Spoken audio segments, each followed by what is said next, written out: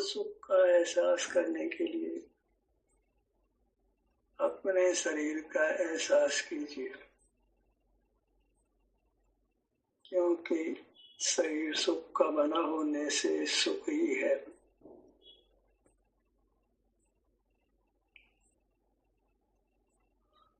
शरीर का एहसास करने से ही हमारा शरीर स्वस्थ रहता है, इंद्रियां कुशल रहती हैं, शरीर में बल रहता है और हम सुख का अनुभव करते हैं।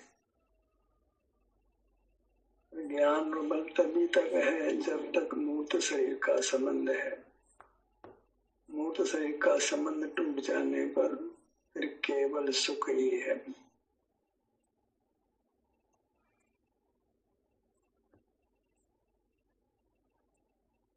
शरीर का एहसास करेंगे, इसी का नाम अंतर्मुख रहना है।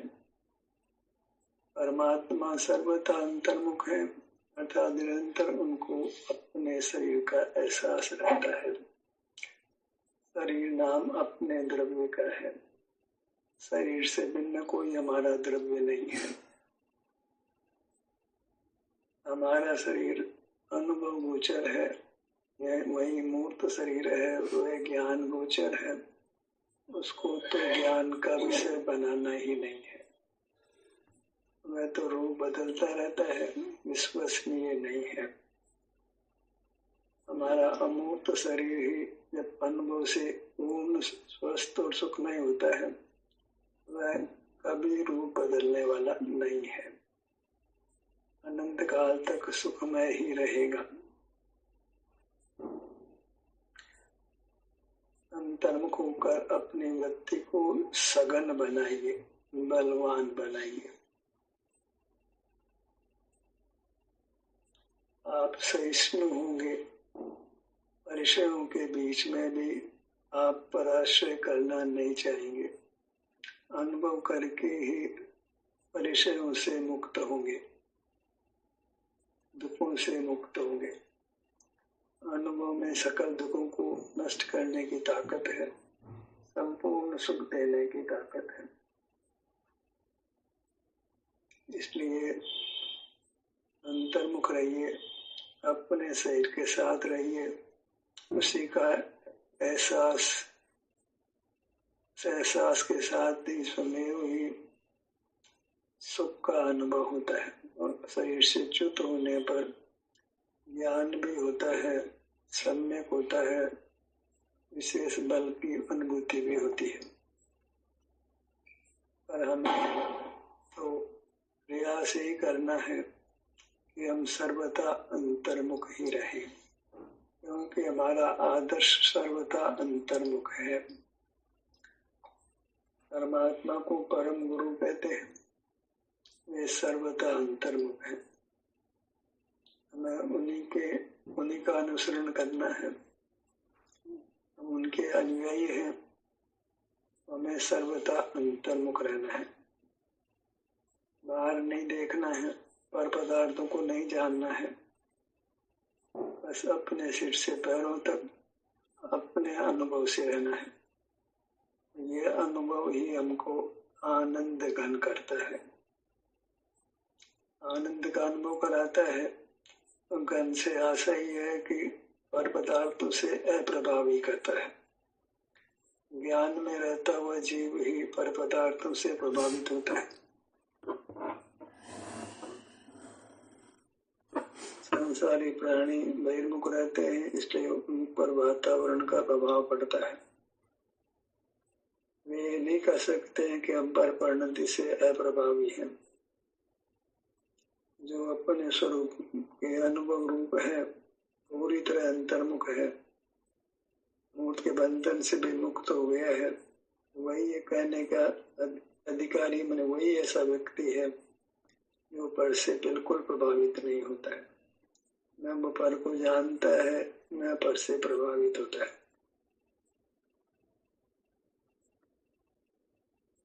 अपनी मुद्रा के साथ रहिए, आनंद बढ़ेगा, आप घन होंगे।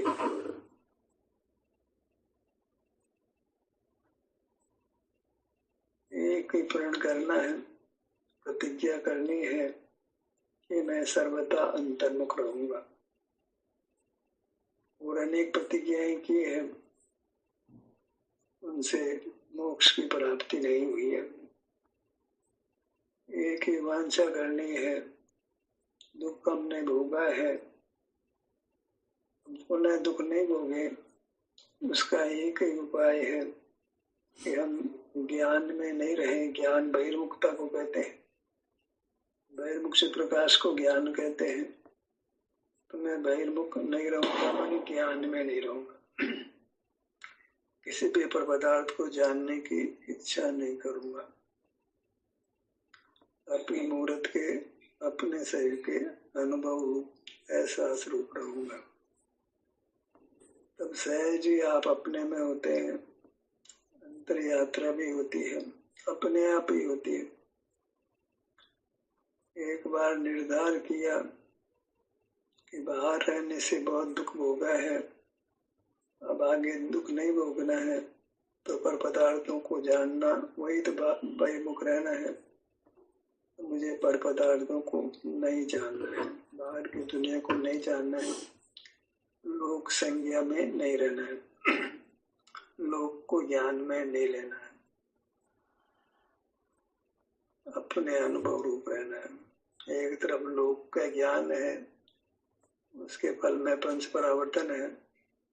एक और अपना एहसास है, अपने शरीर का एहसास है, उसके फल में अनंत काल तक सुख का भोग है। अपना क्या है इस दुनिया में? अपना शरीर है जो अमूर्त है, सुख का बना है, और उससे युक्त होते ही उसी समय सुख का अनुभव होता है। आगे पीछे नहीं है, उधार का सौदा नहीं है। जैसे ही हम अपने शरीर का एहसास करते हैं, उसी क्षण हमको सुखानुभूति होती है। अल्प होती है, अधिक होती है, तो इस बात पर निर्भर करता है कि आप कितने काल, कितना समय अंतर्मुख रहते हैं, कितना समय अंतर्मुखता को देते हैं। पानी बहुत गर्म हो जाए तो स्टोव से उतारने के बाद भी ठंडा होने में समय लगता है। हमने बहिर्मुख रहकर बहुत स्वास्थ्य खराब किया है, अंतर्मुख होते ही स्वास्थ्य ठीक हो जाएगा, सो तो नहीं बनता है।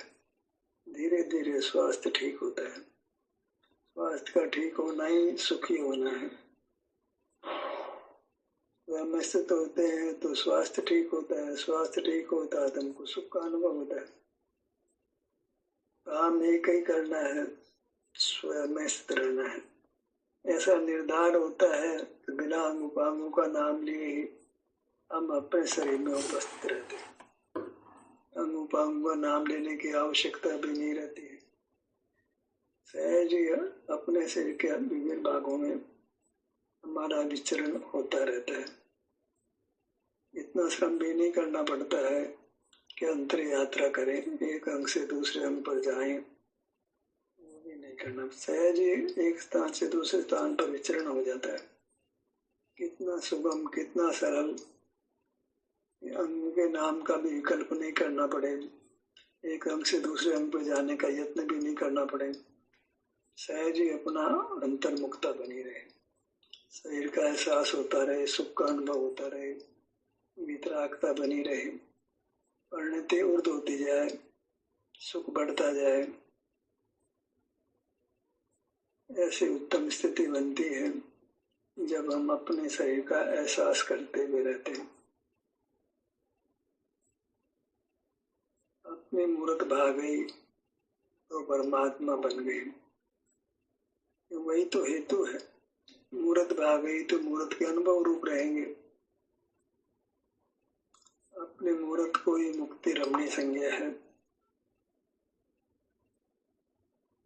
जिसको वर्ण लेने पर फिर अनंत काल तक हमको सुख की प्राप्ति होती है।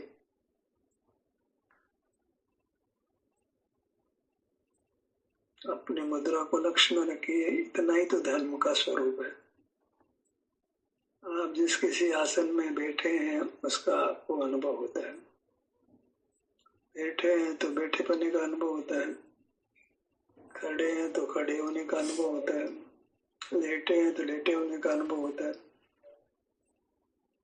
बस बाहर का ज्ञान बंद करते ही हमको हमारा रूप व्यक्त हो जाता है, अनुभव में आने लगता है। वह सुख का बना है इसलिए सुख का अनुभव होने लगता है।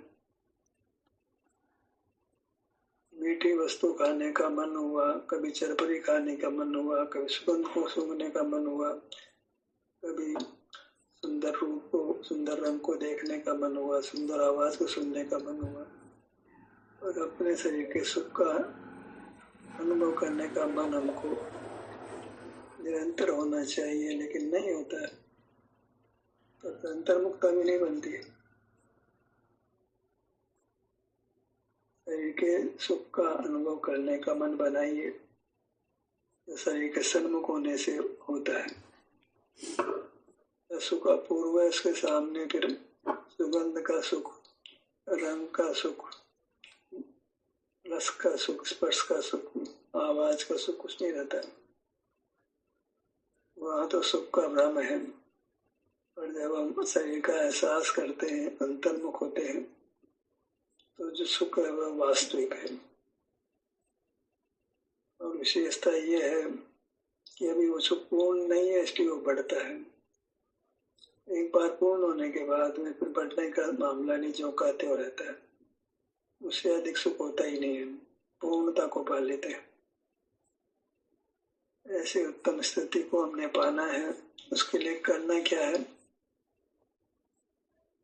केवल अपने शरीर का एहसास करना, अंतर्मुख रहना है और पदार्थों के जानने से विरत रहना है, विश्राम की मुद्रा में रहना है। मतलब विश्राम करने में दिक्कत होने लगी।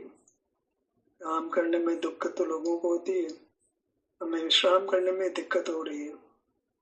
कुछ नहीं करना, आराम करना, बिल्कुल निद्रा जैसी पोजीशन में रहना, आंखें बंद करके। उस पर का जानना नहीं, कुछ करना नहीं है, निर्भर रहना है।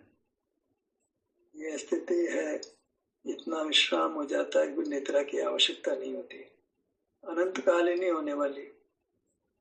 क्योंकि बहिर्मुख होने से थकावट होती है, निद्रा की आवश्यकता होती है। और जब बहिर्मुखी नहीं होते, अपने शरीर का एहसास करते हुए रहते हैं, तो निद्रा की आवश्यकता बिल्कुल नहीं रहती है। पर से प्रभावित नहीं होते हैं तो सर्दी का इंतजाम करो, गर्मी का इंतजाम करो, बरसात का इंतजाम करो, सबकी आवश्यकता नहीं रहती है। भूख नहीं लगती है, प्यास भी नहीं लगती है, याद भी नहीं होता है, शरीर को रोग नहीं होता है। जब भूख नहीं लगती है तो बीमारी है। भूख लगना कोई अच्छी बात नहीं है। एक भूख नहीं लगना है, एक स्वस्थ व्यक्ति को भूख नहीं लगती, एक बीमार को भूख नहीं लगती। हमें बीमारी वाली स्थिति नहीं लाना जहाँ भूख नहीं लगती। पेट खराब हो गया है, कुछ खाने की इच्छा नहीं है, जो खाने की इच्छा करते हैं उनको दिक्कत है, जिनको खाने की इच्छा ही नहीं उनको क्या दिक्कत है। जहाँ शरीर है वहाँ स्थिति अलग है, बहिर्मुख जीवों की स्थिति अलग है। अंतर्मुख जीव तो केवल अपना अनुभव करते हुए संपूर्ण सुख पा लेते हैं।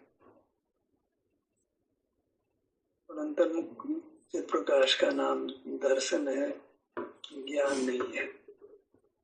अनुभव है, सुख का भोग है, आनंद का भोग है, सघनता है, वितरागता है, पर से अप्रभावी बना है, और राग आदि दोष की उत्पत्ति नहीं होती है। बस शरीर का एहसास करने मात्र से इतना लाभ होता है, उससे अधिक लाभ दुनिया में नहीं होता।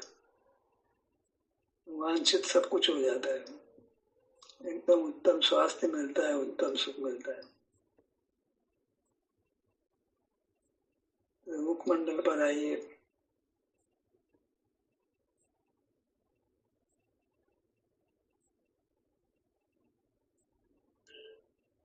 जब रस आता है, ठहरते हैं, रस आता है तो वृत्ति फिर यहीं रहना चाहती है, बहिर्मुख होना नहीं चाहती है। तो मजबूरन ऐसी स्थिति बन जाती है, ग्रस्त है तो बहिर्मुखता हो, अन्यथा फिर बहिर्मुखता बहिर्मुख रहना योग्य नहीं है। आराम करिए, जैसे रात्रि में सो जाते हैं ऐसे जागते भी आराम करिए। ये जागते भी आराम करने में हमको अपने शरीर का एहसास होता है, अन्यथा आराम ही नहीं कर रहे। दिमाग चल रहा है, काम तो चल रहा है, ज्ञान का काम तो कर रहा था, उसको तो छोड़ने से आराम मिलता है। ध्यान में कोई काम मान लिया जाए तो फिर थकावट निरंतर है। मात्र जानना मेरा काम, उन्हें मात्र थके हुए रहना, मात्र दुखी रहना, उसके फल में सोते हुए रहना, बीमार रहना, ये तो अच्छी बात नहीं हुई। मात्र अपने शरीर का एहसास करते हुए रहना, ये हमारा काम।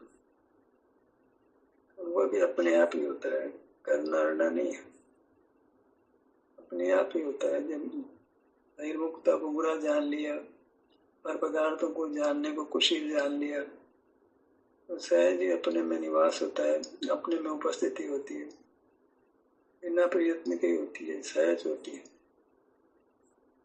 सहज क्या है? अपना अनुभव, स्वभाव है। सहज माने स्वभाव, वो केवल इतना ही स्वभाव है, अन्य स्वभाव को नहीं जोड़ना है, नहीं तो फिर विकार होगा। हर पदार्थ एक धर्म ही होता है। जब हमने एक कहा, द्रव्य से भी एक, भाव से भी एक।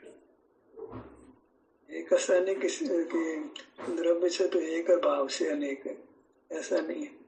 द्रव्य का मतलब भी क्षेत्र काल भाव होता है। द्रव्य एक है, माने क्षेत्र भी एक है, पर्याय भी एक है और भाव भी एक है। एक समय में दो पर्याय नहीं है, सुख के पर्याय भी है, ज्ञान के पर्याय भी है, चाहे त्रिकुट के पर्याय भी, अनंत पर्याय है। एक समय में एक पर्याय है। सब पर्याय में अनेक पर्याय ऐसा भी नहीं है। एक पर्याय में दूसरे पर्याय नहीं होती है, कोई तरीका नहीं, कोई विधान ही नहीं है एक पर्याय में दूसरे पर्याय होने का। दो पर्याय होती ही नहीं है कि एक में दूसरे पर्याय आ जाएंगे। ये कमरा नहीं है जिसमें सब कई बल्ब जला दो आप, एक बल्ब जल गया, दूसरा बल्ब जल गया, तीसरा जल गया। यहाँ तो एक ही है, एक ही भाव है का अनुभव होता है। बाहर रहते हो तो फिर एक पर्याय है, पर्याय तो एक ही है पर वह अनेक रूप होती है। शुद्धता है वो एक रूप है, वो अनेक रूप नहीं होती। एक पर्याय है और एक रूप है। बहिर्मुखता में भी पर्याय तो एक ही है पर वो बहुरूपीय है। बहुरूपीय उचित नहीं मिलती है। शरीर के भाग का अनुभव करिए।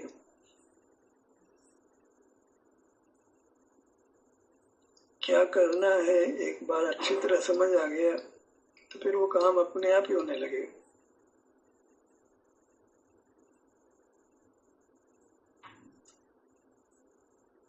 एकदम मंजिल साफ दिखाई पड़े, रास्ता साफ दिखाई पड़े तो फिर धोखा नहीं होता है। निशंक यात्रा होती है, निशंक कदम उठते हैं, बिना प्रयत्न के कदम उठते हैं। जहाँ जाने का परिणाम होता है वहाँ पांव अपने आप उठते हैं, खुशी से उठते हैं, उत्साह से उठते हैं। अपने घर आदमी खुशी से आता है, धक्का देके नहीं आता है। और अपना घर तो अपना शरीर ये नहीं माना तो फिर खुशी से नहीं आता है, दबाव में आता है, वो मजे की बात नहीं है। अपने आप ही अपना मुख अपने शरीर की तरफ होता है, शरीर में होता है। एक बार शरीर में अपनापन हो जाए, बस ये मैं, ये मेरा, इतने ये पढ़ लिख करके दूसरा चिंतन करने लग जाते हैं। शरीर में नहीं हूँ, शरीर मेरा नहीं है, आत्मा में हूँ, आत्मा मेरा है। तो आत्मा का क्या है जो मेरा है? आत्मा क्या प्रश्न ही होगा ना। मेरा आत्मा है तो फिर आत्मा का आकार बताना चाहिए। आत्मा का आकार देह प्रमाण है तो फिर देह प्रमाण को देह करने का व्यवहार होना चाहिए।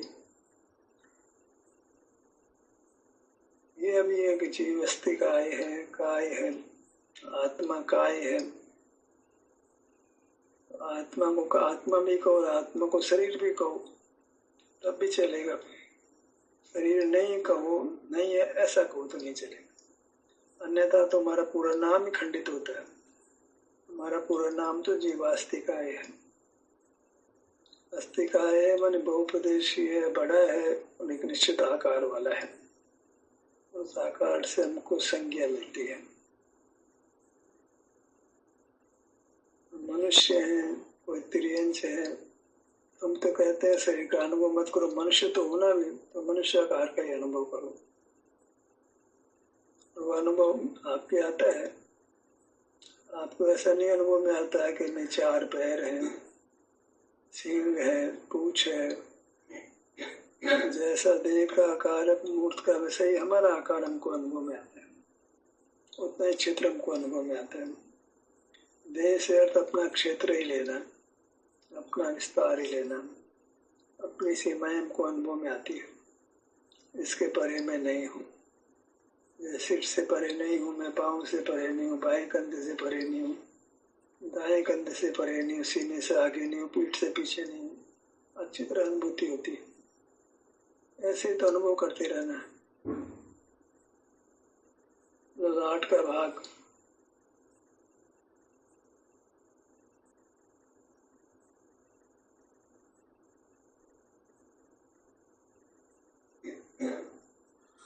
हम सब इतना तो अनुभव करें कि हमके ज्ञान के प्रति अरोचक भाव हो जाए, बहिर्मुखता हमको बुरी लगे, दुख रूप लगे, दुख के कारण रूप लगे। बहिर्मुखता में बहुत दुख होने वाला है ऐसा लगना चाहिए। 5 परावर्तन में अनंत परावर्तन होने वाले हैं, हर परावर्तन अनंत पार होगा। द्रव्य क्षेत्र काल भव भाव सब परावर्तन अनंत पार होंगे। दुख ही दुख में चलना पड़ेगा। दुख के साथ भोग कर सुख आ जाता है, फिर दुख आ जाता है, वो अच्छी बात नहीं है। बकरे को खाने को मिलता है, फिर धीरे धीरे काट कर मारा जाता है। यह खाना किस काम का है, ये खाना बेकार, इस खाने में क्या लाभ है, इसके बाद धीरे धीरे काट कर हमको मारा जाए। विषय सुख की ये स्थिति है। विषय सुख से क्या लाभ है, जिसके बाद हमको तिल तिल करे देह के खंड, असुर बढ़ावे दुष्ट प्रचंड।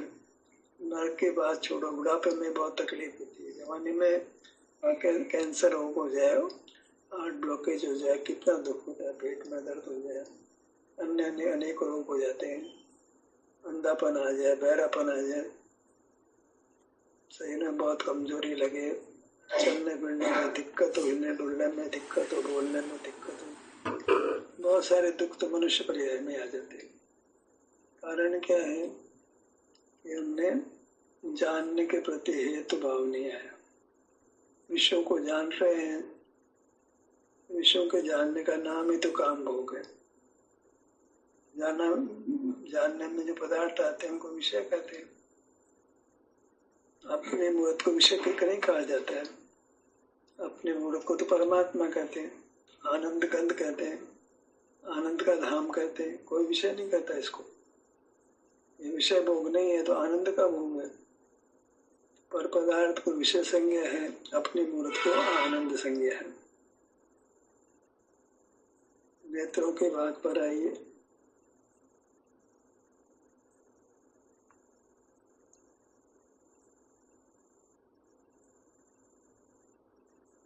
अच्छे पने का परिणाम होता है, सुख का परिणाम अनुभव में आता है।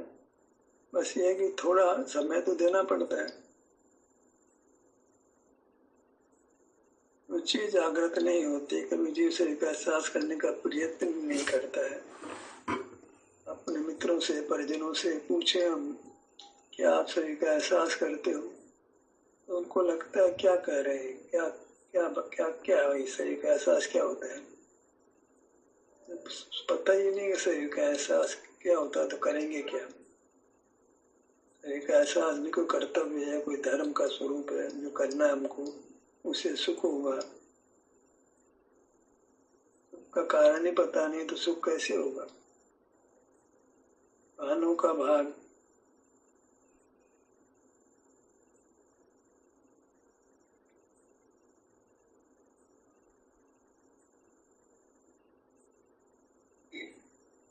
ठहरने में ठहरना है, ठहरने का भाव करिए।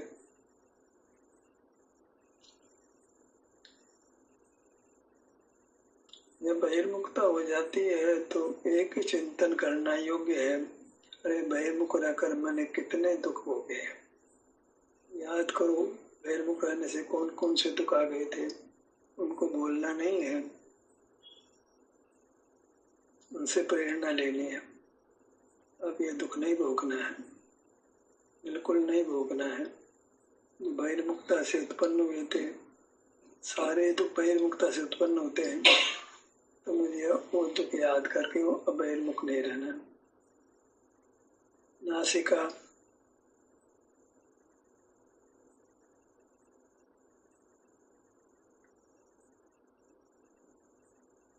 मनुष्य जन्म चला जाता है, जीव निर्धार ही नहीं कर पाता है कि सारा दुख बहिर्मुखता से है, सारा सुख अंतर्मुखता से है। शरीर का एहसास करने से सारा सुख है। मुखोल बनाने लगते हैं शरीर का एहसास करने को। जो मोक्ष मार्ग है उसके मुखोल उड़ाते हैं, उसकी निंदा करते हैं, उसके प्रति भेदभाव लगाते हैं, तो उसका कितना बड़ा अपराध है।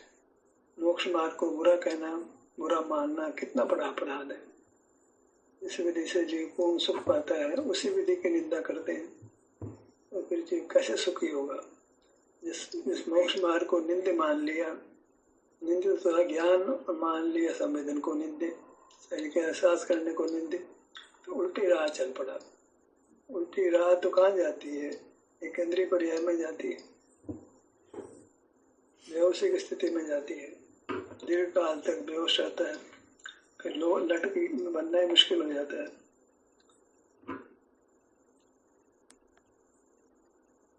होठों का भाग,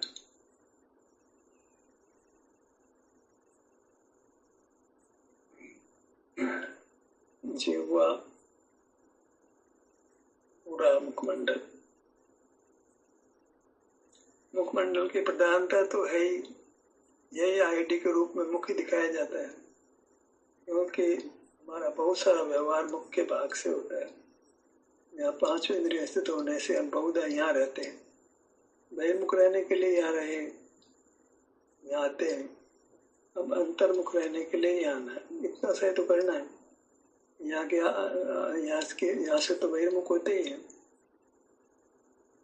यहाँ से बहिर्मुख नहीं होते तो यहाँ पर होंगे, यहाँ पर होंगे तो हमको सुख का अनुभव होगा। इतना ही करना है। ध्यान कैसे तरह समाप्त होता है। आपकी सहभागिता के लिए धन्यवाद।